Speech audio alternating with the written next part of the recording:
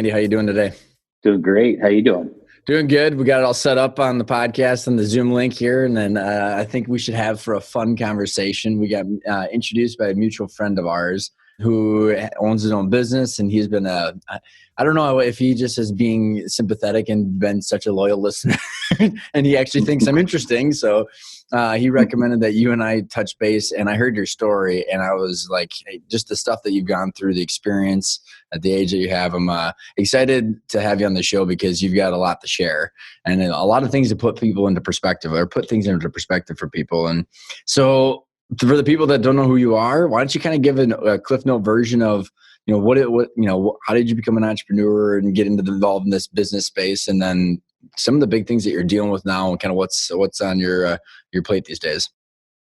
Yeah, sure. So appreciate the opportunity to share that story and how to become an entrepreneur. The true story is my dad was a high school football coach and a former Marine. And how did I become an entrepreneur? I think my dad said, you better get your ass out and start mowing some grass, make some money, and figure out how to buy your own car when you're a youngster. But yeah, so I've always just had kind of that spirit inside, and whether it was during high school or college, I was always hustling and, running a business and trying to make money and be, helpful to people out there.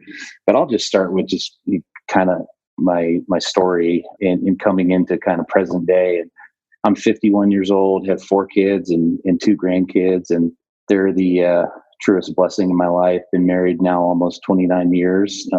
To my wife, who I met in high school, and that's how I met the good friend that referred me. And currently, I am a capitalist and work for a very small private family office. And I invest alongside the family and look for necessary businesses to invest in for the long term. And it's a lot of fun, and I enjoy that.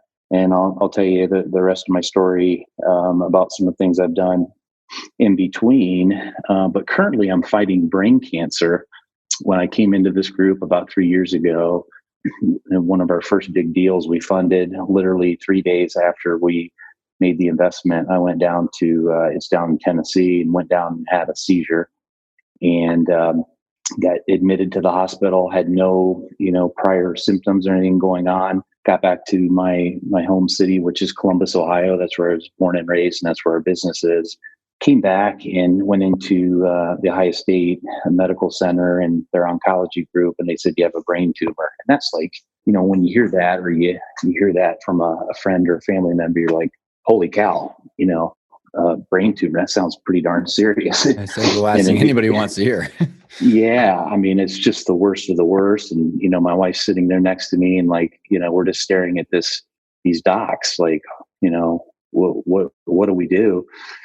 And I've always been one of those guys that just kind of receives information, good, bad, or otherwise. And, you kind of, you roll with it, and you don't suck your thumb, and you just say, all right, what are we going to do about this? And the funny part of that story, my wife didn't think it was too funny, is... I was going to say, there's got a silver lining that's funny out of that. Different one.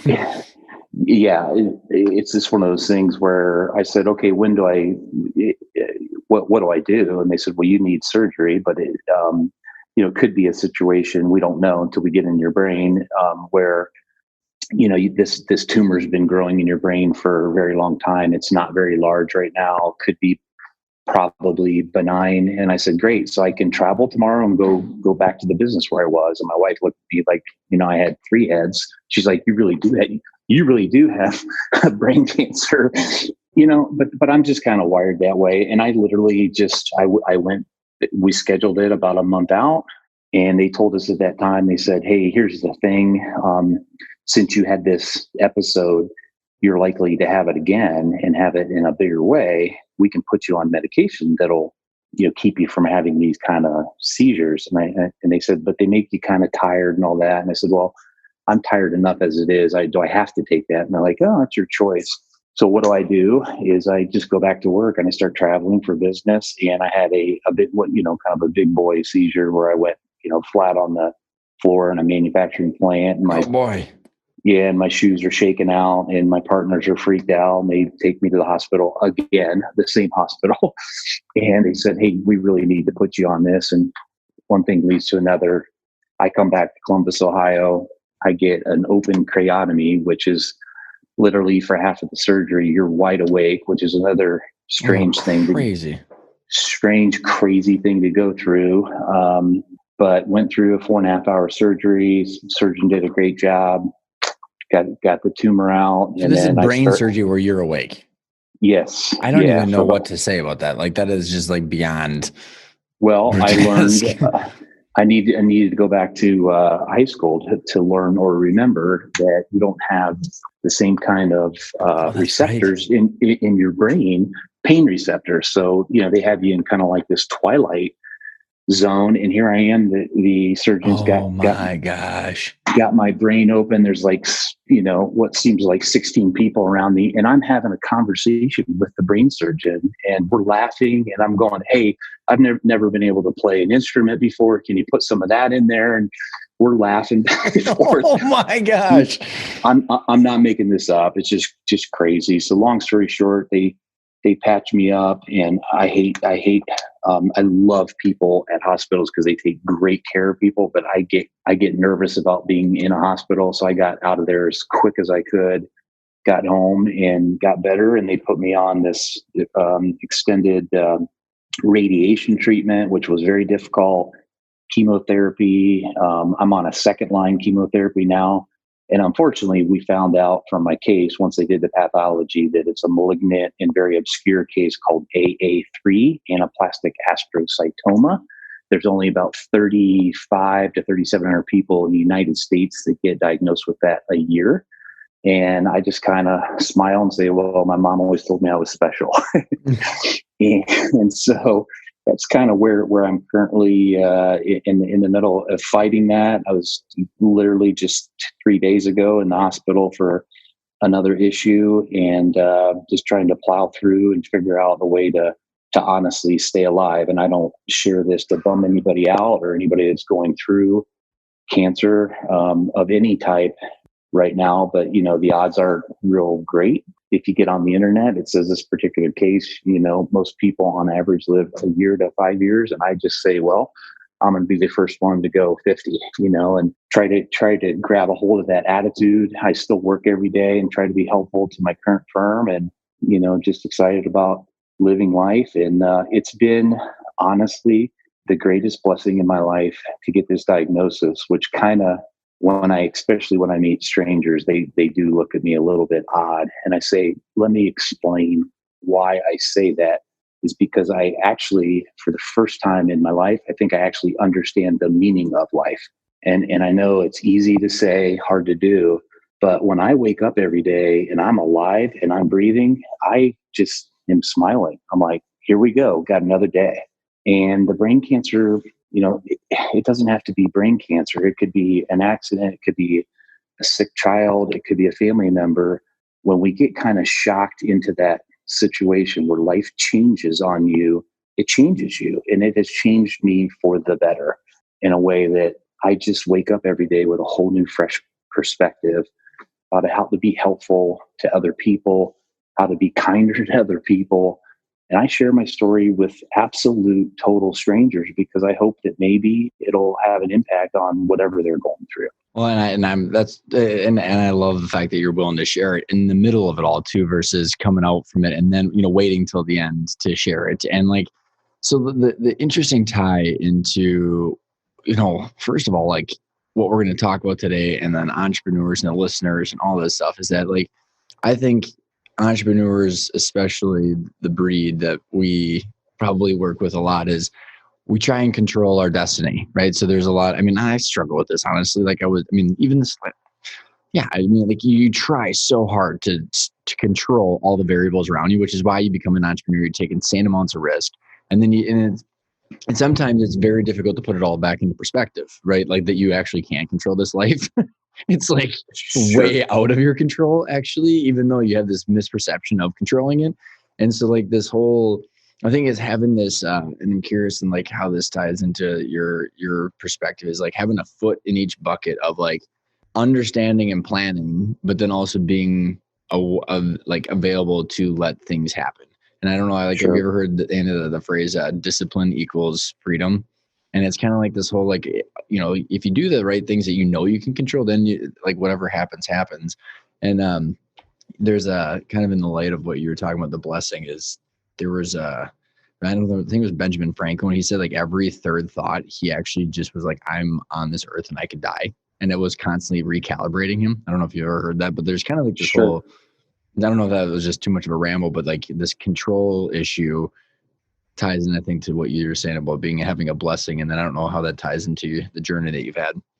Well, it ties in well because, if I can kind of take you back in time a little bit, what I like to say is I've always kind of had a say yes mentality. And yes, being an entrepreneur and being driven and want to succeed in life, whatever that means to you or your family, I've also had a healthy attitude of trial in certain things that I haven't been able to control, including playing college football at a D1 level and getting just absolutely destroyed, and having 2 seasons that we barely won a football game, and then kind of turning the thing around and saying yes to a new coach coming in and saying, hey, we want you to be co-captain and help us turn the bus around, and doing that, and then getting a business career off and running, and getting called into a corner office. I remember my manager, I was at a large publicly held steel company based in Columbus, Ohio, and all over the country, calling in and saying, hey, Billman, there's a position up in Michigan. And my wife was 8 months pregnant and had really never been away from Ohio. And I said yes. And I took the job because it was an opportunity to grow and learn. And, after 10 years of doing that, had some success, got a little itchy. Here comes the entrepreneurial mindset in my head again. And a former client said, hey, would you help me come in and grow my business? And I said, yes, I'll try that. And did it for 6 years and invested in the business and lost 100% of the money that I put in, and some. So here's a huge lesson, right? Now I'm a independent investor. On the smaller side, I didn't buy all of it. I bought just enough to be dangerous and get an MBA from the School of Hard Knocks. But to your point, I've always had that entrepreneurial mindset, and I did it that time, and I recovered from that because I stepped back and said, what did I learn from this? How can I grow? And coincidentally, I went back to the same original firm that hired me, that I worked for the first 10 years, which is kind of odd if you think about it. But it was, the timing was right for them. Timing was good for me. And I came back and, they said, hey, we want you to run a sales region on the East Coast, and move your whole family from, Michigan over that way. And I said, yes, I'll do that, because it was a growth opportunity, an entrepreneurial opportunity, and did that. And that, led to another open door, and corporate called and said, hey, would you want to move back home after 17 years, home being Columbus, Ohio, and be the vice president of purchasing of a $1.5 billion group? I had never done that at that scale before. And guess what I said? I said, yes, I'll do that. That's a great growth opportunity. And, went back to work for them for another 10 years and learned. And then they said, hey, would you want to put your name in the hat to be president of this $500 million division? I said, yes. I didn't think I'd had a chance in hell of getting that job. The board said, hey, let's give this young guy a shot. And we had a lot of success, mainly because of the team around me. And we more than doubled the business, turned it into a $1 billion entity and 3,400 people, and had a ball doing it. And then early in 2016, I got removed from that role because we had grown very, very fast. The businesses got very complicated. COO comes in and says, Billman, you're out. So there's the, obstacle is the way, and another hard lesson, and a punch in the stomach. And, you reflect on that, and I'm in my now late 40s. Okay, what am I going to do? I basically just got fired. Could have stayed there and had a job in some other department, but I chose to get out of the way and, figure out what I was going to do. And then I joined, this new group that I'm with, and I love that. And then I get brain cancer. So, the point is, wow, this guy has either got some really, really bad luck, or he's just going through life like all of us, right? Because just insert your calamity, your issue, you lost your job, your kid is sick, your relationship with your wife is not where you want it to be, whatever. And I'm just passionate about sharing that with other people because I've been through a lot, and I'm sure I'll go through a lot in front of me.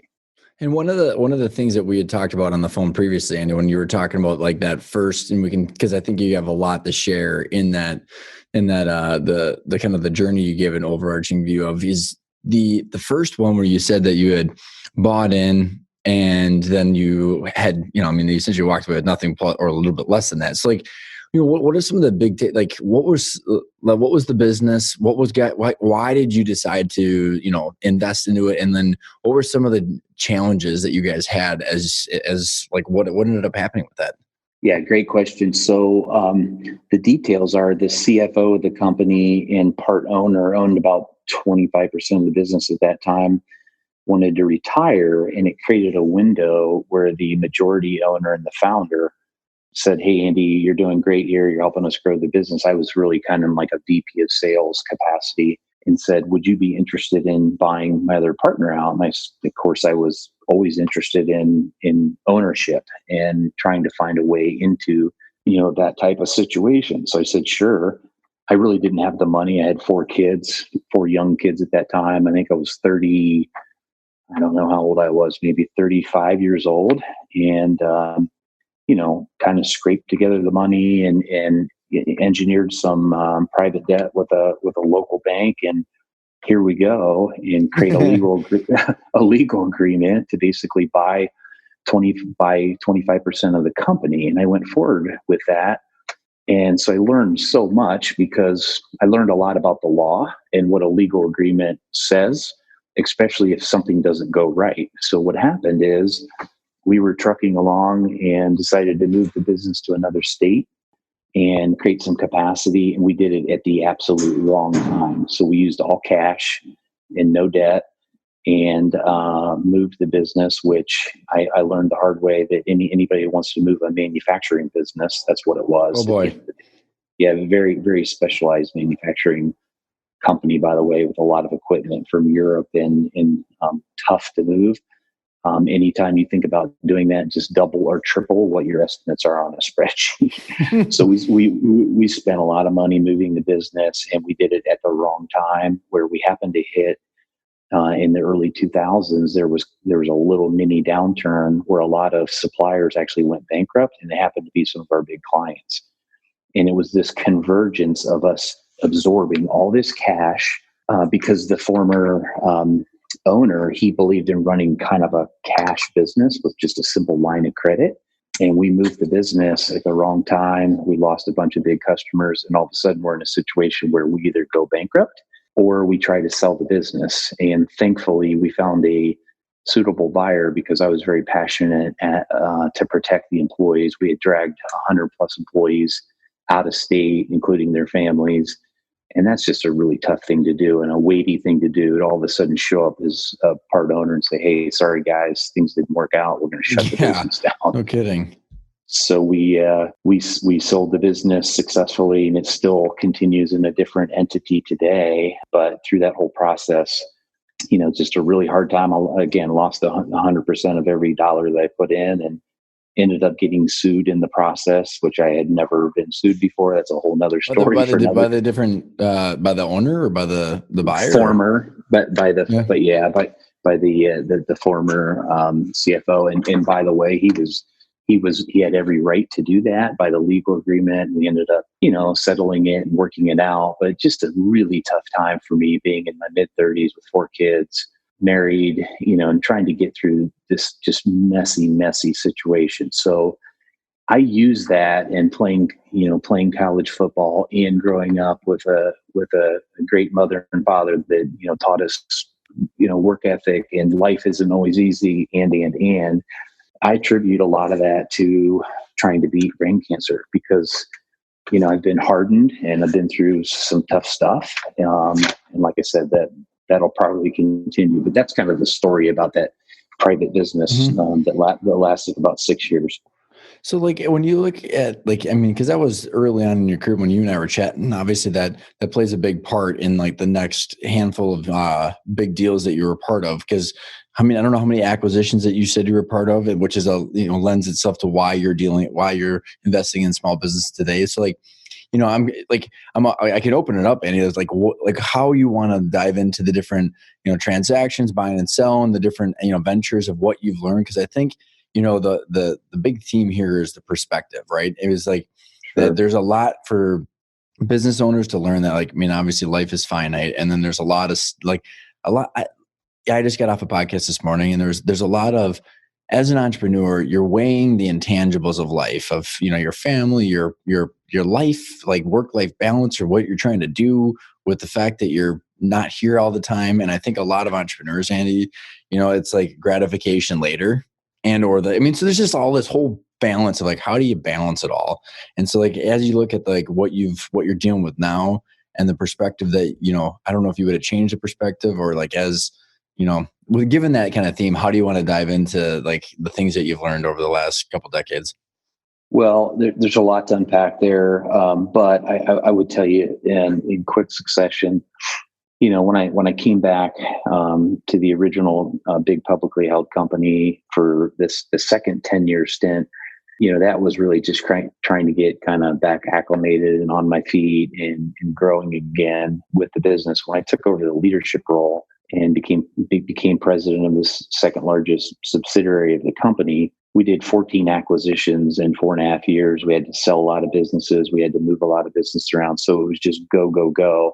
And I learned so much from that experience. And I would say the perspective, one of the things I learned from that is certainly had broad support from our board of directors and senior management and all that. But, I just got done telling you that I'm kind of a say yes, move forward entrepreneur guy. At the same time, I'm learning and have learned to be cautious as well. You can say yes to opportunities, acquisitions, what have you, but make sure to surround yourself with people.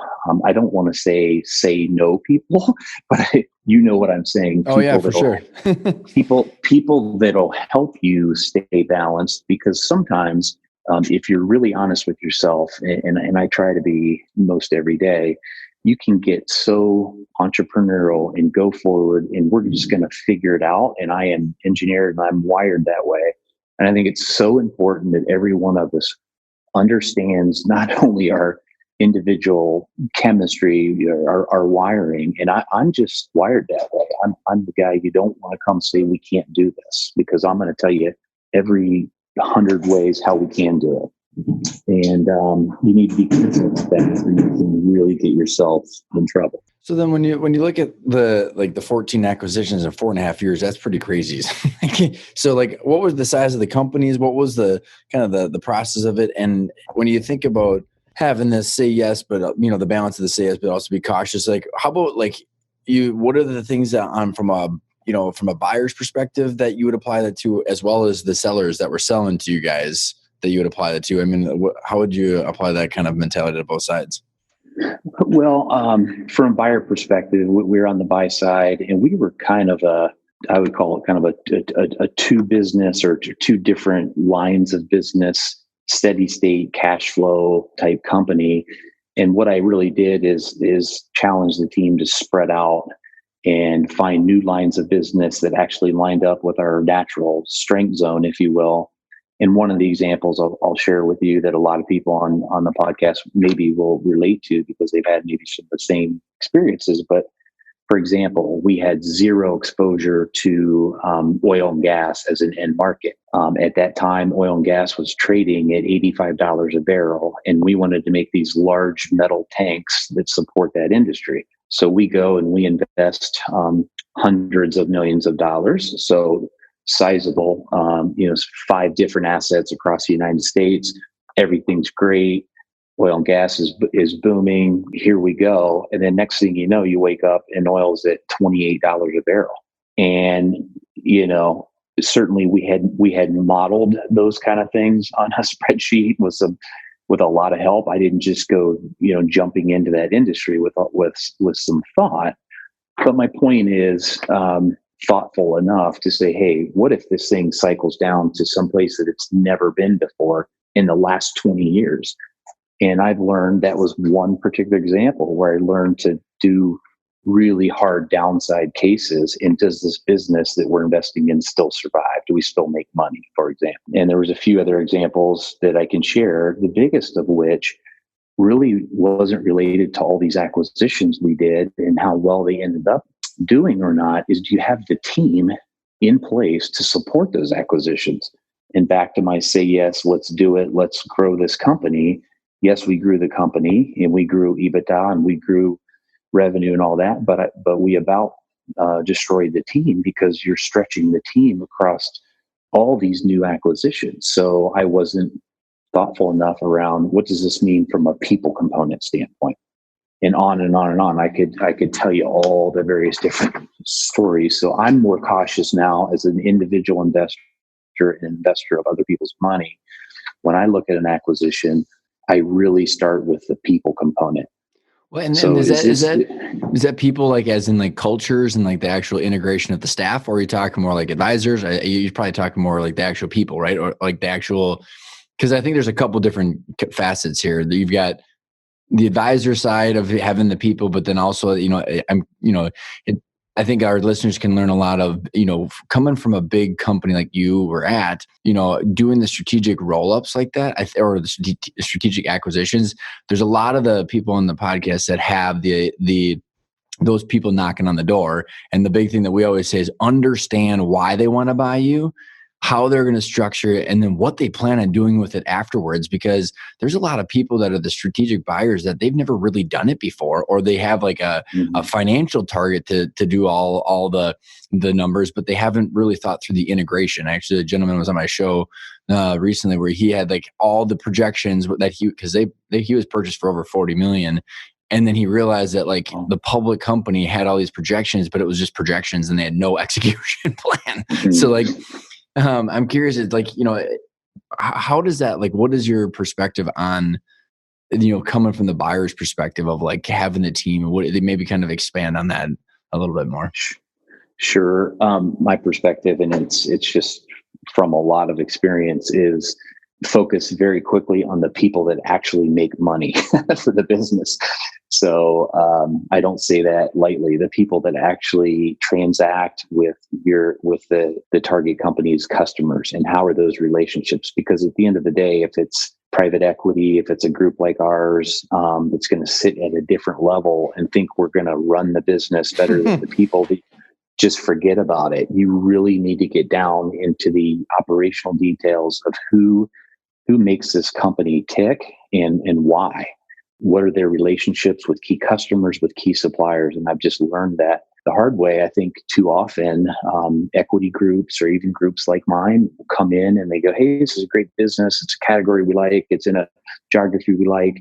And we just passed on one recently where the entire management team wants to leave. They're in their later ages and there's nobody behind them. And we passed. It's a great business, by the way. They make gobs of money. It's in our target geography. It's manufacturing, which is my strength zone, and I passed on it along with my colleagues and partner because we said there's no depth here. There's no team once they transition. And way too often the sellers will tell you, yeah, we'll stay on, a year or two. That's code for we're out of here as soon as the money's in the bank and the escrow releases. Right. I'm just telling now. It's maybe not every case, but when you see that movie a time or two, you say, wait a minute, let's get to understand Joe or Bob or Sally or whatever their name is out in the manufacturing plant or up in the accounting office, who is producing the money for the company that we're contemplating investing in. It's all about the people. Well, and I want to peel this apart because I think you have a unique perspective. First of all, because there's just your angles and how you come at this, but the fact that you're a say yes, but then you've also got some bruises to now be cautious, and you've got this mortality there as well. So you have that, like, it's an interesting lens that you make decisions at, Andy, and because you could go to the short-term distance, but you don't, or the short-term thinking, but you don't. And so when you look at the 14 acquisitions that you've done and you have these sellers that are selling to you, because I think that there's people that are looking to acquire on this show, that are listening to the show, and also looking to sell as well. And so it's like, how do you balance there's so much emotion in strategic acquisitions, and especially around the deal when people, like, they've got a big carrot sitting in front of them, but the buyer wants to get a deal done, like you said, get exposure to oil and gas. So like, what are the things that you see that, like, maybe some of the blunders of how you realized that there was no depth, or did you go through any really hard acquisitions that you just realized you weren't able to get the rate of return that you needed to? And so like everything that you talked about with the seller didn't go the way that you thought it was going to go, and how did that impact the actual deal? Well, sure, had some of those hard lessons learned, and you don't immediately maybe observe that or see that when you're in there and you're excited about the acquisition, you want access to the company, and you can talk yourself into saying everything will be okay. And you can, let's face it, we can all miss it on people as well. So I would just say, for me, my lessons are spend a lot of time with the deep people component, but take it a layer deeper. I was probably too quick in many cases where you would meet with the actual owner, which you need to do, obviously, because they're the seller. If you don't make a deal with them, it's game over, right? So I would stick maybe at that level, but I didn't get down to the manufacturing level or the superintendent or what have you. So that was just a good lesson learned. If you do make a mistake, which I made many, and let's be honest, we'll probably continue. I hope to make less in the future. But when I did have those situations where we actually invested hard money and we bought a company and it didn't work out because we missed something, either the market or the person, we either quickly looked to transition and get a team in that business that we could trust and rely on of our own. And that was the strain on the business when I was at the company where we did 14 acquisitions. Often I was in that situation. Our team was where we made an acquisition. It didn't work out from a leadership standpoint. And then I had to plug in another teammate from another business and say, will you go fix this problem and go over and move your family and run this business we invested in? That's really hard to do because now you're playing catch up. So yeah, that's a huge point. And like, it's funny because I interviewed another gentleman from a family office here in town, and he said, like, the one thing that we say to people in our boot camp, or like any owner that's sitting there and they're talking about reinvesting their business, they play this whole like annual income versus long-term value creation, right? And so if you're going to build out your management team, I mean, if you're going from like, call it B players and you're trying to upgrade to A players, I mean, you're going to be well into the six figures potentially on a line of people in your executive team. So you're going to be eating in your annual profits. But I had mentioned to him, it's whether there's a deal or no deal. I'm sorry. I blew it. It's more, I say, well, even though you're investing more annual cash flow, you'll increase your multiple because you'll get more for your company. And the family office guy said, no, it's not an increase in multiples, whether there's a deal or not. And so like, it maybe kind of, from all the different acquisitions, what does a good team look like? And then what are you looking for? So if someone's looking to build out their executive team to either keep it self-running and or have the ability to sell to someone like yourself or to some other third party, what are the things that you're diving into to make sure that you're not going to have to plug and play and pull from your other resources? Yeah, good, super question again, and a deep one. And I've seen so many variations. But one of the first things I look for, and this may seem counterintuitive because you say, well, Andy, it's all about the people and the team, and it is for me personally. But what I look for in a lot of cases when I go into a business and I meet a business owner, and then I meet first of all, when I meet the business owner, that the company is not 100% reliant on he or she to make every decision and be there every day, 6 a.m. to 8 p.m. or what have you. We've all seen that business owner.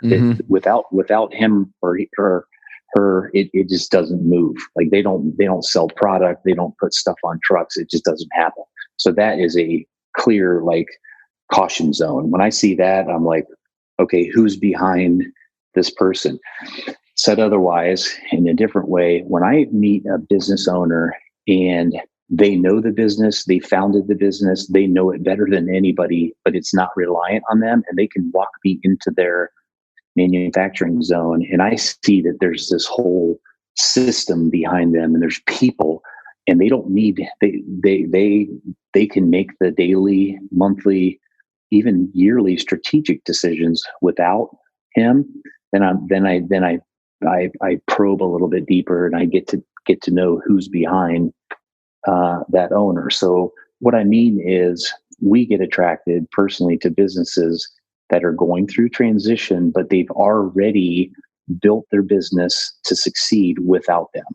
So we're working on a transaction right now where the business owner spends 15 minutes or 15, I'm sorry, 15 to 20 hours a week on the business, but he's built a great team. So we can walk in there and just immediately see and meet and spend time with this team that is running the business day to day.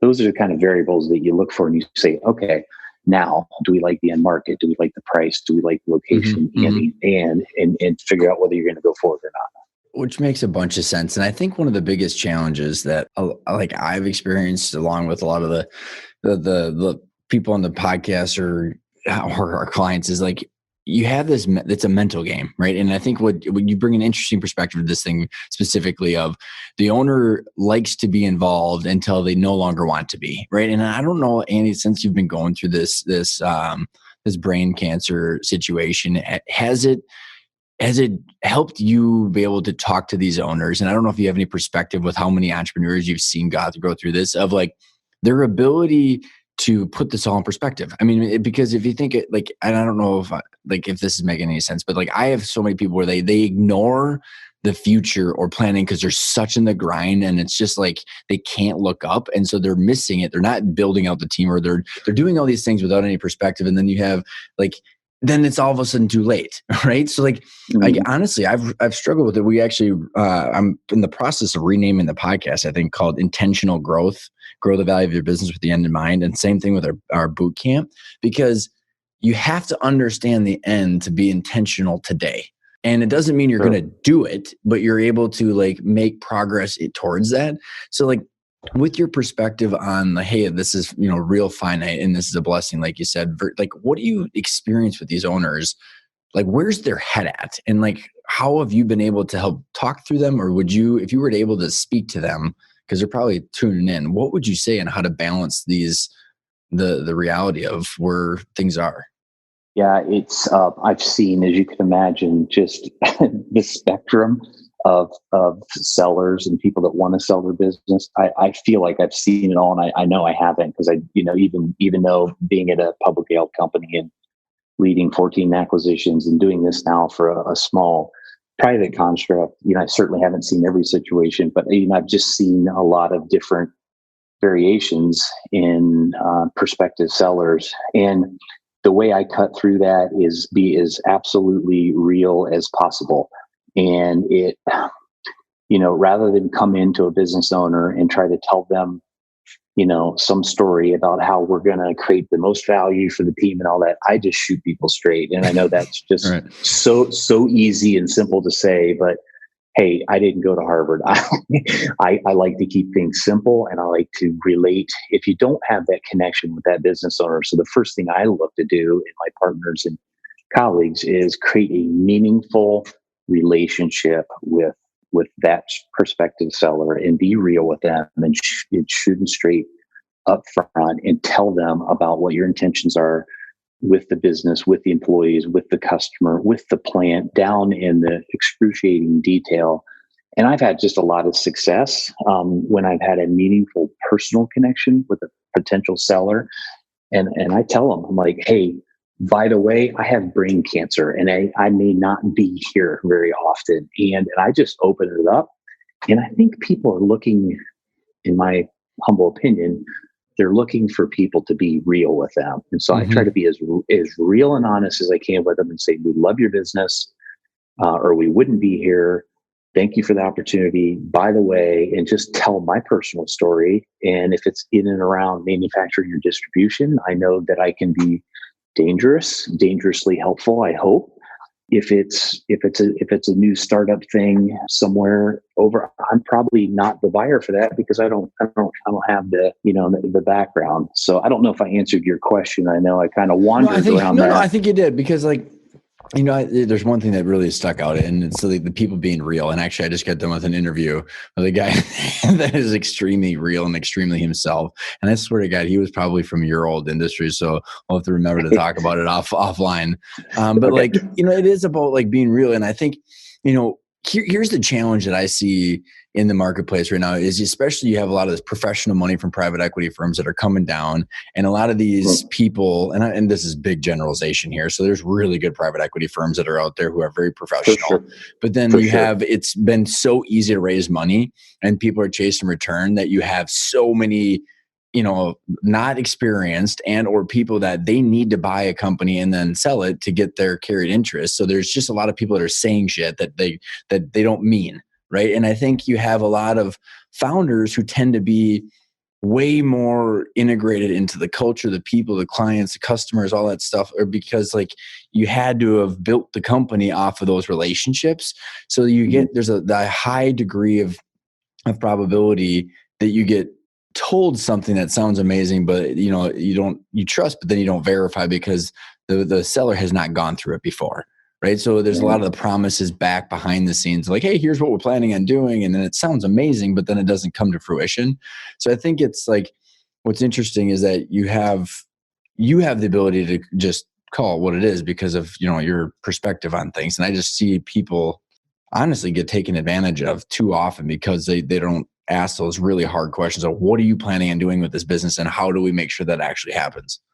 Yeah, we see that often. And my best example, we actually bought a company, the same company I told you about, where I, had this seizure event and found out that I had a brain cancer. But I come from the school of, yes, people can be naive. I can be naive, but most of us have a built-in radar system, a human radar system, I believe. I don't know if I'm right or wrong, but I call it a bullshit meter. Mm-hmm. You go to meet somebody, a business owner that's maybe grown this business over 10, 15, 20 years, pick a time period. And sometimes I think people actually think you can go in there and, talk them into whatever you're trying to do without being real with them. And I've had more success coming in, being real. My name's Andy Billman. I'm from XYZ. We love your company here. We'd like to buy it. Here's why. And then tell them the truth. Like, hey, by the way, if we sign a contract for exclusivity for 90 days, it's going to absolutely suck. You're going to hate the diligence process because we're going to be down and asking you all these questions that you already know. And it's going to be ridiculously annoying. Are you up for that? I just tell them the truth. I think most people okay, now we're talking, now we're, being honest with each other. And then I can step off of that and say, but we want to keep your plant. We want to keep your people. We like your people or we wouldn't be here. That doesn't mean that we're never going to move the plant. I can't sign up to that because what if we triple it and we need more space? So you just be real with people. And I think, once you make that human to human connection and you like the business, I think you've got higher odds of being successful. Well, in that whole line of thought is, have you realized, and I don't know if you have some kind of examples of things that sellers should think about, and or a buyer that's trying to get into the head of a seller, is that it's not just about the money. And what I see, Andy, too often is that you have investment bankers and CPAs and attorneys and consultants and all these people that are approaching this world of M&A from a very mathematical, left brain type of project. But the reality is most founders are approaching it from an emotional perspective. And then the numbers have to verify it. But one of the biggest challenges I see is that the entrepreneur doesn't know how to weigh the emotional and the intangible stuff with the math, because there's been no process up until essentially our boot camp, hopefully, that we're helping people with that. But when you get to these conversations and are you able is there themes that you have seen that hey, these things are important to me, and how do we get to that because so that way the deal actually can get done, and we can actually talk about the shit that matters instead of just the big number, which is what, that's the reason everybody's at the table, right? So like let's agree on that, but then like, what is the real stuff that matters? I mean, is there, because of your situation right now and your volume of experience, is there things that tend to bubble to the top? There are, and it's usually not the price conversation as you bring up. I mean, let's face it, that's a non-starter, right? If I go in and try to buy a business and I think it's worth, pick a number, 5 times trailing EBITDA, and the seller says I think it's worth 7.5, it's a pretty short conversation, isn't it?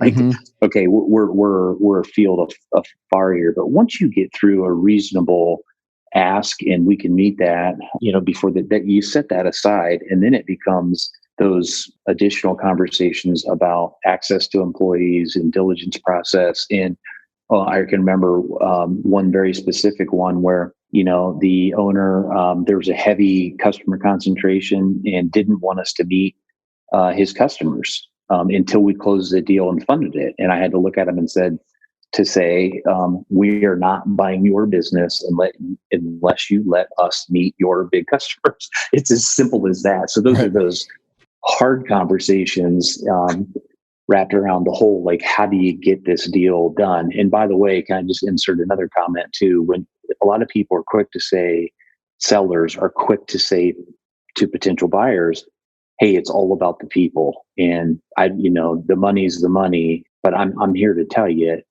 in close range, yeah, when you get close. But if there's a big gap there, in a business owner, and I'm not trying to be hard on, I think they're the hardest working people in America, anybody that's actually built a business and grown it. But when people tell you, that, hey, it's not about the value that I've created, I don't think they're being totally honest with you. So you got to work through all that process as a prospective buyer. So say that again, like in a different way, because I agree with you. I think just for clarification purposes, because I mean, honestly, I would say that's the biggest thing is like, hey, it's all the people, all my employees need to keep their jobs, right? I want everybody taken care of. But a lot of times people haven't articulated that, right? And this kind of goes back down to this big overarching theme of a guy that I love that wrote a book called Finish Big, about 75% of entrepreneurs are unhappy 12 months after the sale, regardless of how much money they got, because they didn't know what they wanted.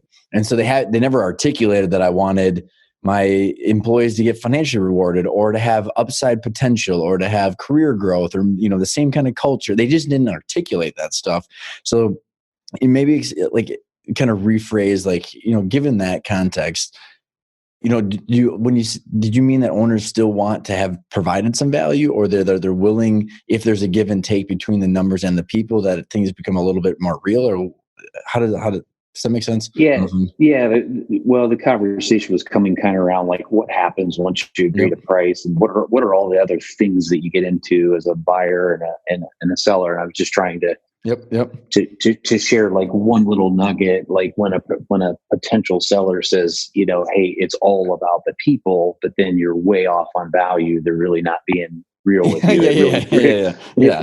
It really is. And I had a guy from private equity, Andy, that said, his question as a PE firm, because he sold his business and started a PE firm. He said, I asked someone, what is the dollar amount that I have to give you to fire everybody and shut down your company? And he goes, some people say nothing. Like, I can't get enough. So like, it's the opposite end of the spectrum, right? So it's like, it's how do you figure out what that stuff is that's important? And I'm just, given the fact that you're going through this, I mean, is it your ability to kind of cut through the minutia fast? I mean, and just actually have a real conversation with these people? Do you see that it's easier, or that there's, I just think for me, it is. And it's a combination of just being old or older and having some experience, and then, certainly having a new perspective about life. But your earlier question was a great one, where you said, like, these owners that aren't really prepared for those next steps. And we see that a lot. And it's typically related directly to the smaller businesses. I would call them 10 million revenue and up. They might be solidly profitable, but they've never really had to think about, I hate using the word professionalizing, because it denotes that I'm calling the seller unprofessional. And that's certainly not the case. These are very, very educated, smart, hardworking folks who we typically interact with. But you're so right that often, the seller will reach out to an investment banker or will have a proprietary conversation, and they haven't taken it and extended it further around like, hey, let me tell you about the team that I've been building for the last 10 years, and here's where they are. Let me tell you about my benefit system. Let me tell you what I would do if I was going to try to grow this and double the business. And a lot of times they don't know because they haven't sold a business before. This is their first rodeo. So you end up as a buyer. I'm going to use our case where we're long-term, like literally long-term patient capital, where you end up educating the seller through the process, sometimes to their benefit and your detriment, but it's better for the long term. And I find myself in a role a lot of times as a consultant, where I'm in there and helping them through the process of selling the business. And hopefully at the end of the day, they say, hey, we respect this guy and this team because they're treating us right and they're being honest with us. And they're not just trying to get the last, they're not trying to buy my company as cheap as they possibly can. Mm-hmm. Well, and it's so I want to dive into the patient capital and like what is your guys' model and why you're doing it now and what you're seeing in the marketplace, because I've interviewed 2 other patient capital, and probably more than that, because between the family office and some PE firms that are now doing this conscious capitalism with like 30-year hold periods on the money. So like, what is your guys' approach? What is an ideal situation for you guys? And how do you balance your guys' integrity, not buy it on the cheap, have a fair value exchange where someone's ready to hand it off, where you don't have to gouge them and take advantage of them. And then what do you mean by patient capital? Well, let me just give you a window. We are literally 105 years long patient capital. So wow. the capital base that created our small firm is literally that long. And they went through a sale process back in 2016. The family sold the majority of it. So it created a capital event. And literally our goal as a team is to go thoughtfully put that capital to work. And we'd be happy to be able to say, now I won't be around in another 105 years, but to really invest in companies that deserve to be around for the long term. And that's really difficult to buy any distribution or even a manufacturing company these days because of the obvious, because of Amazon and, disruption and what have you. So we're very, very careful, but we can actually go in and I do think that resonates with potential sellers that, hey, we're not trying to exit you in 7 years and engineer a return. We'd be happy to own and grow this business and cash flow it forever and ever. Now, we're also honest with people. If we buy a business for $20 million, let's say, and all of a sudden the thing takes off and it grows and somebody comes in and says, we want to pay you $80 million, we're a seller. So I want to be very, very careful about, now I say we're a seller to the right group. And we're going to certainly be very thoughtful about that and make sure it's a good decision for the employees, et cetera, et cetera. But it's interesting because that's very similar to so my partner, they did an ESOP, but then they sold 3 years later because they got so much more from the money that the trustee just said, it's what's right for the employees. So there is, right. You just kind of have to just take perspective on everything. You do. So, and I'm careful about that when I meet a business owner. I tell the story of who we are and where the capital came from and what we intend to do with it. At the same time, I'm honest with them to say, because they'll ask if they're inquisitive, they'll say, well, do you intend to sell the business? I don't know because I can't foresee the future. But, if there's a situation where somebody else, wants the business and it drives value for us and for the employees, there needs to be a lot of, and it's not all about the money. What kind of money? Where's it coming from, et cetera? So as we're kind of wrapping up here, I think one question that I have for you is as you're speaking to entrepreneurs, whether they're looking to grow and sell or acquire, and just kind of the overall pace that we're in, and as business owners and in this world that we're in, keeping the perspective of having a plan, but also living for today at the same time. What do you think without having to go through the circumstances that you have, what kind of thoughts do you have? Because I know you're kind of out on the road now trying to get the word out. Like how do you keep those two things in balance?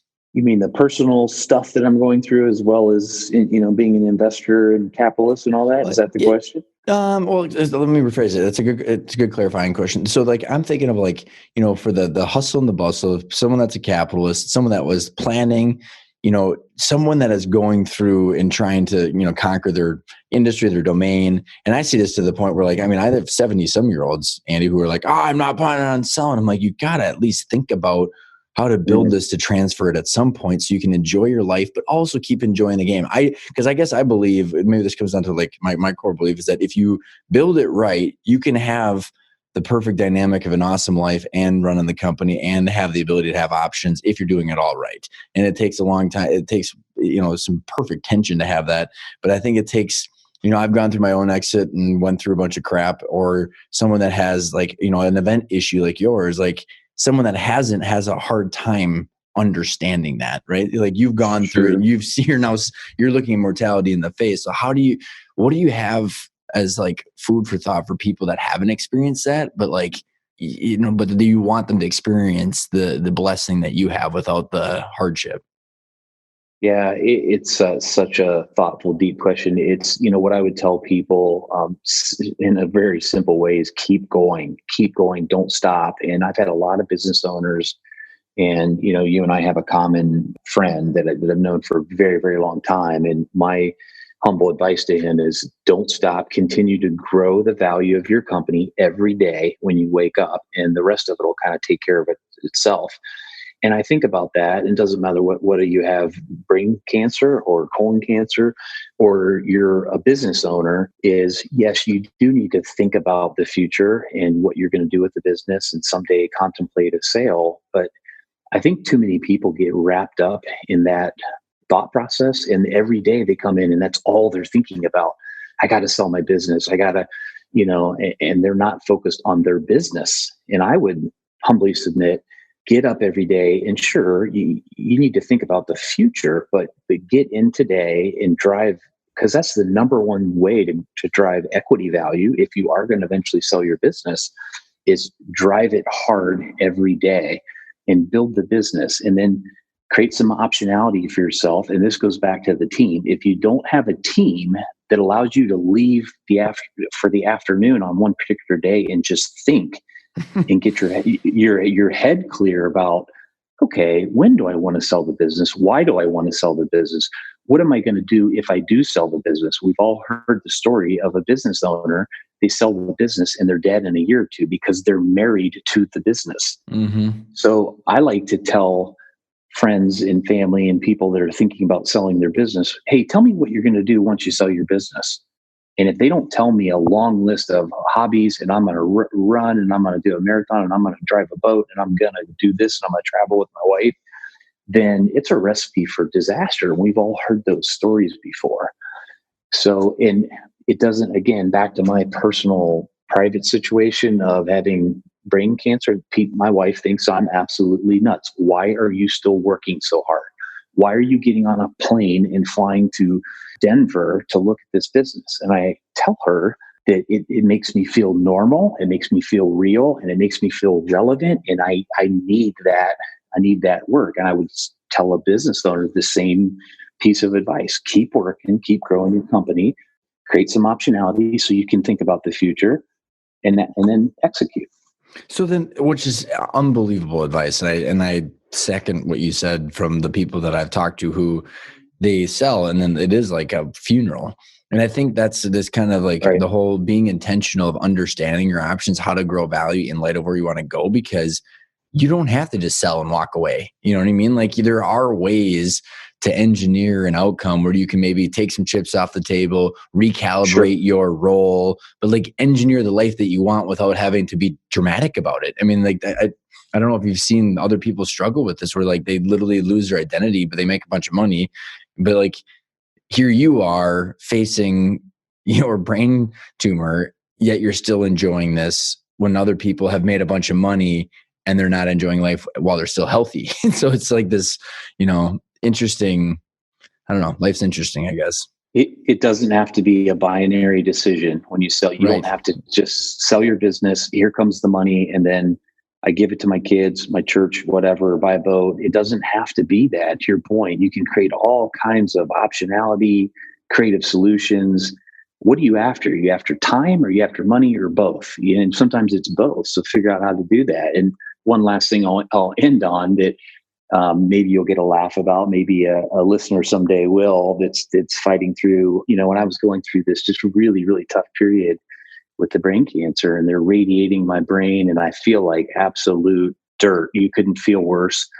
And I walked from the cancer center many days, not every day, in December of 2018 to my office, and my wife just thought I was absolutely had lost my noodle. Like, it wasn't a long walk; it was maybe 3 miles, and I did one of those fast walks. I'm a big guy, and I told her. She's like, "Why are you doing that?" And I said, "Because I can, because my legs aren't broken," and it made me feel normal. And that's my point. If you're a CEO of a company, you don't have to sell your company and give it away preemptively. Like, prepare, get ready, where's your team?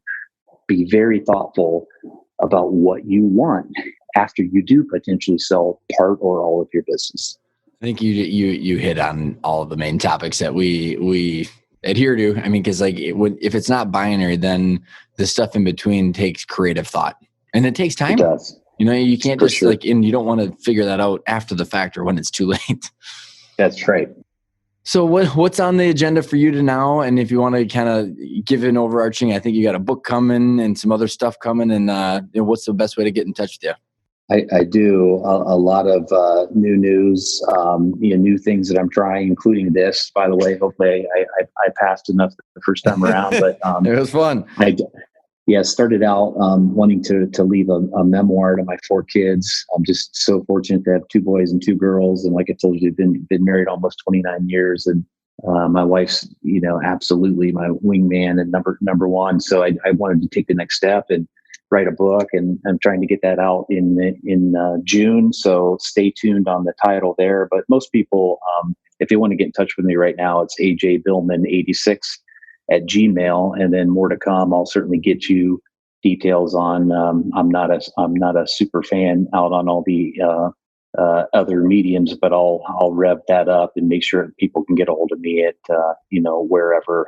Instagram, and Facebook, we'll put your LinkedIn. Yep. LinkedIn would be another source too. I really appreciate your time. Oh, it's been so fun. Thanks so much for coming on the show. You got it.